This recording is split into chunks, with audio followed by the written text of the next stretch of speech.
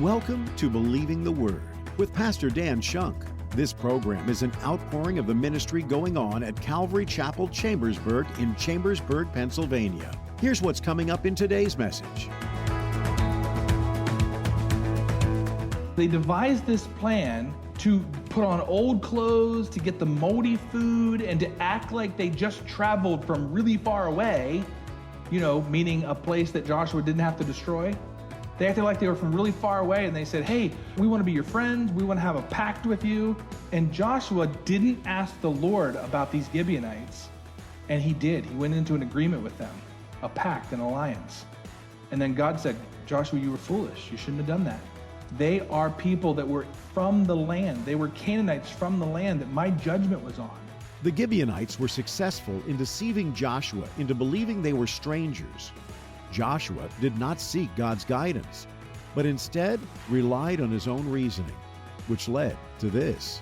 Even in your life, you may often make decisions without consulting God.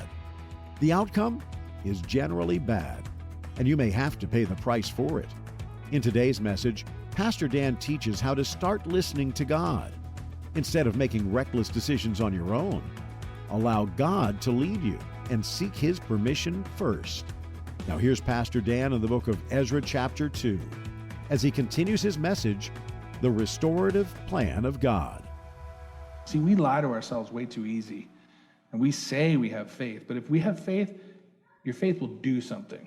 Just ask the Bible book writer James about that, right? God makes a work, and He's looking for the faithful to respond. And now look, there's one more step to this, and I want to bless you with this next step. It's chapter 2. When God's looking to do a restorative work, He starts the work. He's looking for the faithful to respond. But what in the world's step 3? What else could there be? There's God's part, there's our part. What else could there be? Well, what is chapter 2? Step 3. God honors the faithful. That's step 3. We have a list of names in chapter 2 that we're going to look at. And I'm not going to read them because I'm not going to do their names dishonor by trying to stumble through them. But when you have a list like this, you have to say to yourself, why is it there?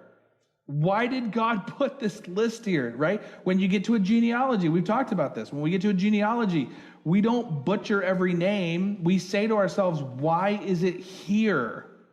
And a lot of times the genealogies are there to prove the ancestry of Jesus the Messiah, right? And there's lots of reasons for lists. Sometimes we've seen other lists, like in the book of Joshua, we saw some lists that we didn't read. Why? Because they were a literal blueprint, just in paragraph format, right? Would you read a blueprint from end to end? Would you pull out okay, here's the scroll of my blueprint, right? I'm going to unroll my blueprint, and you're looking at a picture, right? Would you say to yourself, oh, let me start in the top left corner, and I'm just going to read this thing all across and all down until I get to the bottom right corner? You wouldn't do that, because it's not meant to be read that way. It's meant to be understood and then utilized when needed. And that's exactly what this list is here as well. This list is here for a reason. It's to give a reward to the faithful that returned. These people are sitting up in heaven right now saying, wow, thank you, Lord. You put my name in the book. And the Lord looks right back at them and He says, no, listen. I delight in the faithful. You are faithful. And so therefore, I rewarded you with this eternal reward.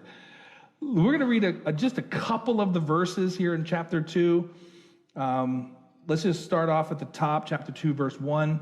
Now these are the children of the province that went up out of the captivity of those which had been carried away, whom Nebuchadnezzar, king of Babylon, had carried away unto Babylon, and came again unto Jerusalem and Judah, every one unto his city, which came with Zerubbabel. That's going to be our main guy, okay? He's going to be the governor back in the land of Israel. Zerubbabel. And then it mentions Joshua. Joshua is the high priest. Joshua's grandfather was the high priest at the time that Nebuchadnezzar came in and executed him. So Joshua is in the lineage of the high priest, and he will be going back to the land, and he will become the high priest. And then the next name listed is Nehemiah. I don't want you to be confused by that. That is not the Nehemiah that we're going to see 100 years later in the book of Nehemiah. This is a different one. But it begins to list the names here at the end of verse 2, the number of the men of the people of Israel. And then starting in verse 3, it lists them all by family. The children of Parash, there was 2,172. In verse 4, the children of that guy was 372. And it just continues down, making the case of all of these individual family names that are named. It doesn't even just say, of the tribe of Judah, there was 30,000, and of the tribe of Benjamin, there was 8,000, and of the tribe of Manasseh, there was 4,000. No, it goes right down to the family name. Of the tribe of Wilson, there was 3,000. Of the tribe of Powers, there was, 2,000 that went. Of the tribe of Richardson, of the tribe of the sons of Richard, or whatever, Okay, that was English. You get the idea. This is their names. This is the very families that went back, that are being recognized and rewarded. These are Israelites, and then even the towns that they were from and that they went back to, all of the faithful people. This Zerubbabel, by the way, one of the things that's interesting about this Zerubbabel, he is in the lineage and the line of King David.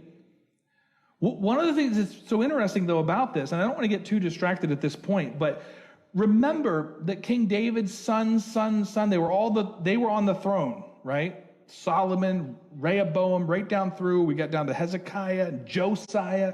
They're on the throne of David, right? Before the captivity. Do you remember when we got to the one grandson of Josiah named Jeconiah? He was also named Jehoiachin. And God cursed him and said there was not going to be anybody of his lineage sitting on my throne. And there wasn't just before the captivity. Well, this Zerubbabel is a descendant of that Jeconiah. So this Zerubbabel is going to end up going back to be governor in the land of Israel. But remember, because of that curse, the curse on Jeconiah is that nobody in your lineage, including Zerubbabel, can end up being an independent ruler in Israel. So the whole time Zerubbabel leads, as he goes back, he's just going to be a governor under the Medo-Persian Empire. There will never be another king over Judah that will rule as an independent rule until Jesus comes. Jesus has come, and when he comes back at his second coming, he will take the literal throne of David for 1,000 years on this earth. And that is the one that we're waiting for. So this Zerubbabel will have a governorship, but not a kingship. But the Messiah, Jesus, he will come and he will reign on the throne of David. I just encourage you for homework, go look at Acts chapter 15 for how the Jerusalem Council talks about how they understand that the church age has to happen first, and then the Messiah will come and sit on the throne of David. Very interesting stuff from Acts 15. So we have all of these family names. Just look at these verses. I would rather not butcher their names. There's nothing unique as far as language we have to read until you get down to verse. So this original listing of names, let me tell you that it ends in verse 35. I want to look at verse 36, because from verse 36 to verse 39, it mentions not just these families, but now it mentions the priests. In verse 36, it says, the priests of the children of Jedidiah, of the house of Joshua, 973, and then there's other priests listed here in verses 37, 38, and 39. So there was 4,289 priests altogether that returned, led by the high priest Joshua, and he will be important in this book and also in Haggai and Zechariah, of course. But one of the things I find interesting, though, is that Zerubbabel the governor that's going back on this first wave, and Joshua the high priest, the politician and the clergy. They're inseparable. You look at these two guys throughout the next 5 chapters. They're inseparable. The spiritual goal of Joshua the high priest is the exact same goal as Zerubbabel the governor. Zerubbabel's goals as governor are the exact same as the spiritual man Joshua. They're lock sync. Oh man, would you long for that in America? To have your politicians wanting the same thing as what the church wants? These two guys will be inseparable, doing the will of God faithfully. Now in verse 40 through 42, we have the other Levites that are listed. These are the others of the tribe of Levi that were not the priests. And then we get to verse 43, and there's an interesting group of people here. From verse 43 down to verse 54, who are these? It begins in verse 43, and it calls them, in verse 43, the Nephilim, the children of, and then they start naming them. All of these names from verse 43 to 54 are the Nephilim. Well, who are the Nephilim? Well, they're not of one of the tribes. Remember, we have been reading these names by what? By family, right? Not even by tribe, by more specific than tribe. We've been reading them by families. And now we get to this group called the Nephilim. There's a group of families called the Nephilim. Well, what's that? Well, the word Nephilim means temple servants. It's the temple servants. In Joshua chapter 9, we read in Joshua chapter 9, as they came into the land to conquer the land, that when in Joshua chapter 9, as they first came into the land under Joshua, do you remember the story in Joshua chapter 9 when there was a group of people that came up to the Israelites when they first got into the land, and all the Canaanites were scared because Israel's conquering, right? Jericho has just fallen. All the pagan nations are scared. And what happens? The Gibeonites, they're like, man, Joshua's going to wipe us all out. So they devised this plan to put on old clothes, to get the moldy food, and to act like they just traveled from really far away, meaning a place that Joshua didn't have to destroy. They acted like they were from really far away, and they said, hey, we want to be your friends. We want to have a pact with you. And Joshua didn't ask the Lord about these Gibeonites, and he did. He went into an agreement with them, a pact, an alliance. And then God said, Joshua, you were foolish. You shouldn't have done that. They are people that were from the land. They were Canaanites from the land that my judgment was on for you to execute them. And now you can't because you made a pact with them.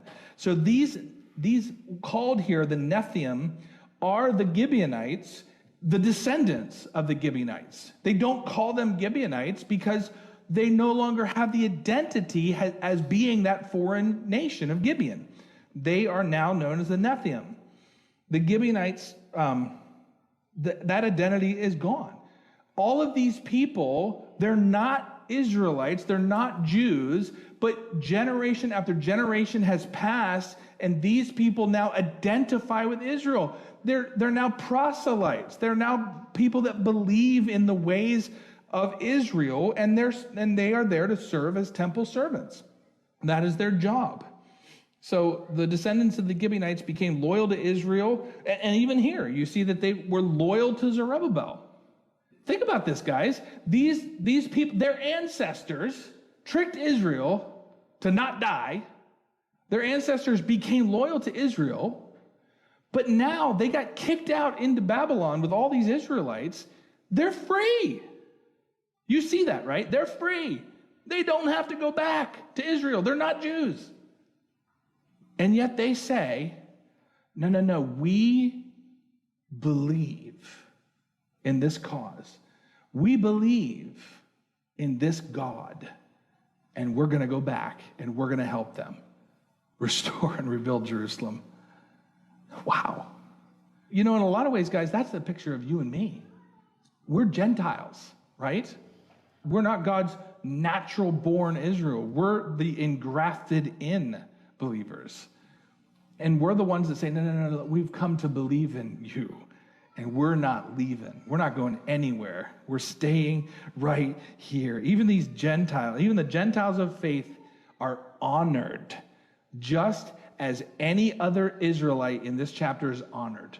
we have these Gentiles right there with their name in what I'm going to call the Hall of Faith number 2. You know, we talk about Hebrews 11 as the Hall of Faith, and it is. I'm going to call this one the Hall of Faith number 2. And even Gentiles are listed right here and honored for their obedience of faith to go back to the land. What an amazing thing. There's actually one more group, too, that's very, very similar to these Nephilim. It's verse 55 through verse 57. It's a very short little list. And what is this list called in verse 55? It says, the children of Solomon's servants. And then it goes to mention these family names in verse 55 through 57. Well, who is the children of Solomon's servants?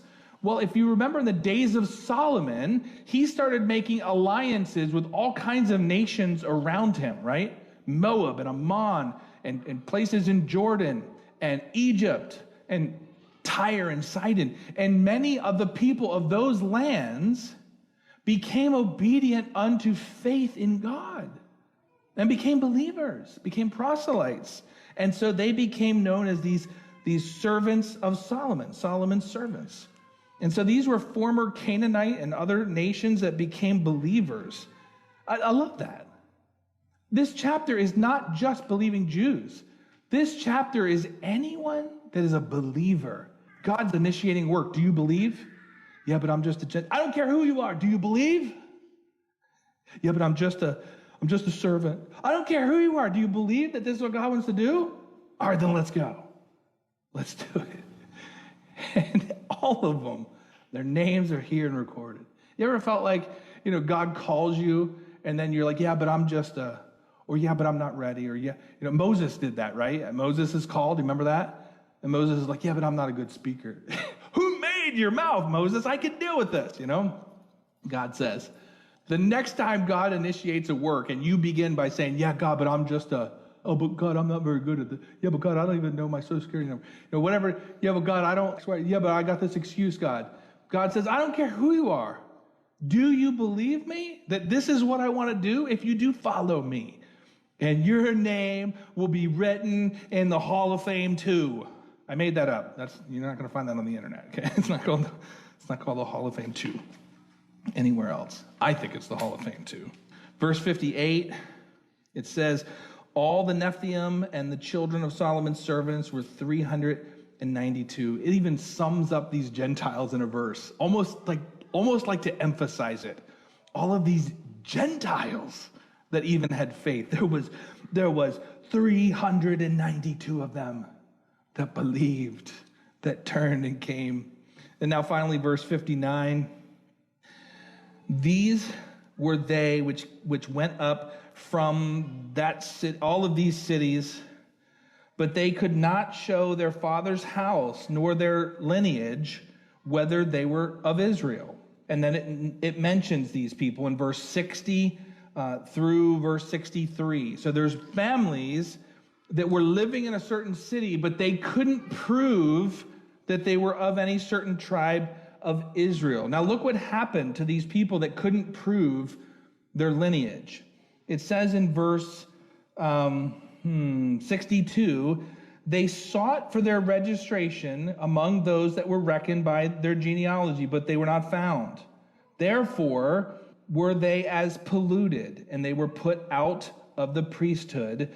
And this one said to them that they should not eat of the most holy things until there stood up a priest with Urim and Thummim. And you might remember the Urim and the Thummim was the dice that the high priest used in his garment. And it says basically that, look, they couldn't prove if these people were actual Jews or Levites or priests, or if they were even eligible to receive of the sacrifices at the temple. So look, because we don't know for sure, we're going to exclude you. We're just going to consider that you're not able, that you're not eligible for the holy things. And you know why they do this? This is important to recognize why they do that. They had such respect for the law that they would not allow them to engage in the holy things until they knew for sure. That's important because this shows you to what level the Jews protected their genealogies. Now, they no longer do that, but they did it up until the Messiah came. And that's the entire reason why Jewish culture has always tracked genealogies, so that they would ultimately one day, when somebody stood up and said, I'm the Messiah, they would be able to prove his lineage, to say, yes, he is of the tribe of David. Yes, he is of the tribe of David, but not through David's cursed son, Jeconiah. And so they treated this so seriously that they would not allow these Israelites to be included until they found out. And now we got to keep going, verse 64 through verse 67, it basically tells us that 10% of all of the people that returned were Levites, were of the tribe of Levi, about 10%. So finally here in verse 68, I'll just read this to conclude this, verse 68. Some of the chief of the fathers, when they came to the house of the Lord, which is at Jerusalem, they offered freely for the house of God to set it up in its place. They gave after their ability unto the treasure of the work 61,000 drams of gold. Of course, a dram is that bigger? I don't know. It's a dram of gold, and 5,000 pounds of silver, and 100 priests' garments. So the priests and the Levites and some of the people and the singers and the porters and the Nephilim, who are they? Some of the Gentiles, dwelt in their cities, and all Israel in their cities. So these leaders, the offering here that we see by these leaders would have set the tone for how they would have all acted back in the land. They're not just faithful men to go and uproot their lives. They're already giving of everything they have to establish the work of the Lord. And I want to just close chapter 2 by reminding you, why is all of these names here? Did you ever do that when you were little? You're like 18 verses into reading a list of names, and you're like, oh, what verse am I on again? And your head hurts. And you're like, why am I reading this, right? Don't take this out of context, but I'm going to say this, okay? In the context of what we've been doing, don't read those verses. Somebody's going to snip that 10-second video, and they're going to blast it all over the internet now. Don't read those verses, because it's not about reading the verse. It's about knowing why it's there. And these names are here for two reasons. It's a historical record to continue to track every family until Messiah comes, and how serious they took that. That's important.